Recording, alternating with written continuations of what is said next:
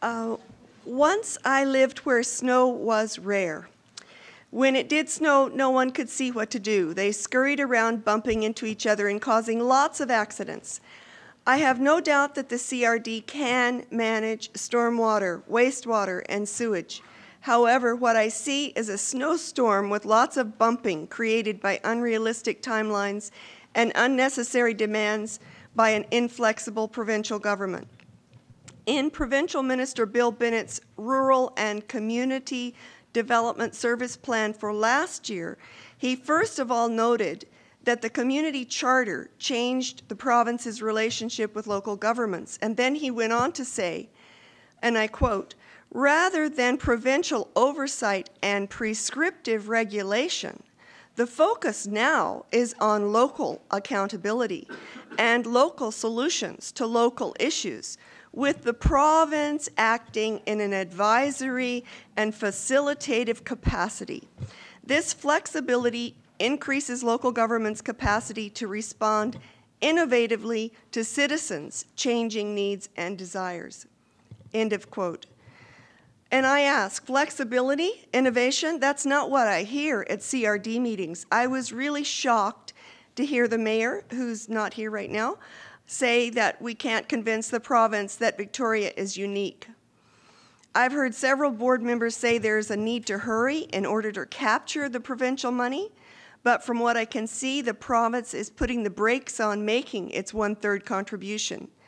As I understand it, if after going through the mandatory Partnerships BC process, suitable private financing is found, then the province will avoid having to contribute any provincial monies at all. As a pedestrian in this storm, I witnessed that the CRD's path forward has been hurried along at breakneck speed with a snow job of paper reports, some of which show no significant differences between options, and yet there are nonetheless some pretty curious, if not inexplicable, choices and decisions that have already been made on my behalf. The information provided on procurement options was a little blizzard of equivocation with confusing slogans and incomplete, ambiguous comparisons. And while I'm hoping to be able to understand the much-delayed business case, I do want to commend staff for the tremendous job they've done on compiling ratepayers' feelings about P3s. We don't want any. At this point, I feel the provincial government needs an intervention by us to get them off the rails of using P3s, which have doubled the expense of projects like the Port Mann Bridge. Just do the math. If it means the project costs twice as much, then the so-called provincial 1/3 contribution is way too expensive. However, at the recent CRD open houses, I found no one could answer the question, how can ratepayers stop the provincial government from forcing us to choose a P3 built, financed, operated project? So I'll ask a different question.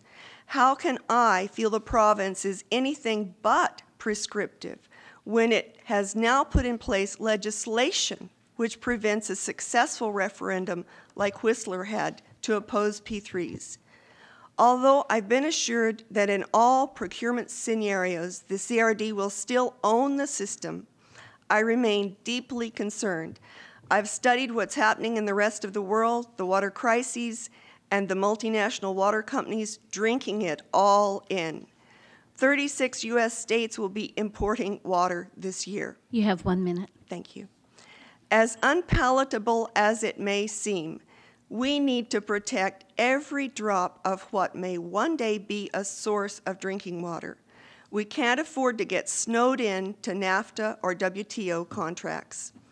Although I'm staggered by the $1 billion initial cost estimate on this project and by the $45 million interest payment and by the huge annual increase in users' sewage bills, if the money and the water stay in our community, then the public will truly receive the benefit.